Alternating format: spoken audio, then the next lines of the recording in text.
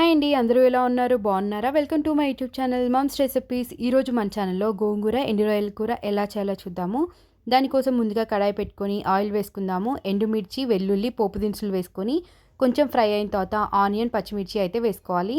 Onion కాస్త transparent అయిన తర్వాత మనం నీట్‌గా కడుక్కొని పెట్టుకున్న ఎండు రొయ్యలని కూడా వేసుకొని మిక్స్ చేద్దాం. ఒక 10 నిమిషాలు ఇది బాగా మగ్గిన తర్వాత పసుపు, ఉప్పును కూడా యాడ్ చేసేసుకుందాము.